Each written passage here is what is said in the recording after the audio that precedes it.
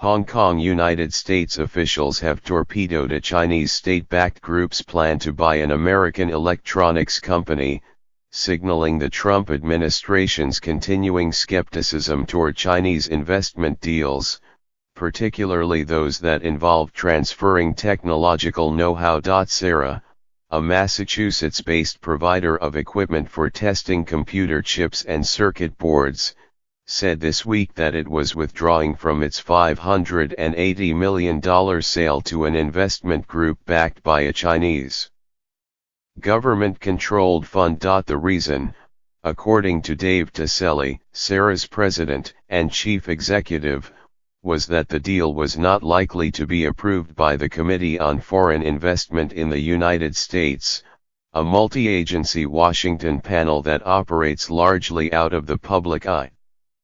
The committee, known as CFIUS, plays an advisory role to the president, but it can effectively block foreign acquisitions of American companies over national security concerns. Despite our best efforts to secure approval, it has become evident that CFIUS will not clear this transaction, Mr. Taselli said.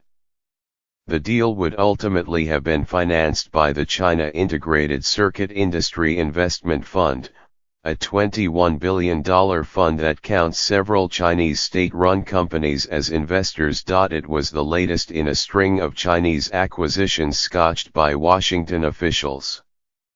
Under President Obama, regulators showed increased skepticism about Chinese deals involving technology companies.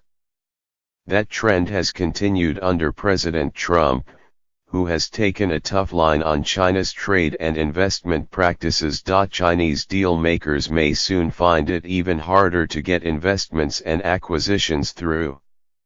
Lawmakers in Washington introduced a bill late last year that would widen CFIUS's remit, giving it oversight over more types of deals and, in particular, those that move advanced technologies into foreign hands. The intensified scrutiny comes as China's government is ramping up a plan, called Made in China 2025, to use state support and overseas acquisitions to dominate high-tech fields such as big data, advanced robotics, and electric cars. The two countries have clashed over computer chips before.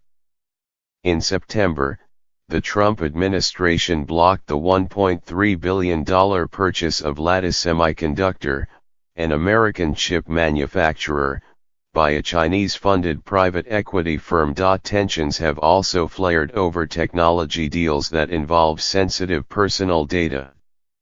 In January, regulatory worries caused the collapse of a plan by Ant Financial, a sister company of the Alibaba Group, the Chinese e-retailing giant, to buy MoneyGram, the money transfer provider. That deal would have been worth $1.20 billion. In scuttling the purchase of Sarah, American officials have struck at a major priority area for China's innovation policies. China is the world's biggest exporter of electronic devices.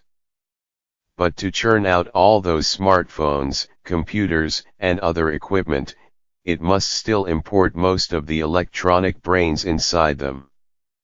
That has led the government in Beijing to try to supercharge its domestic chip industry. Progress so far has been mixed.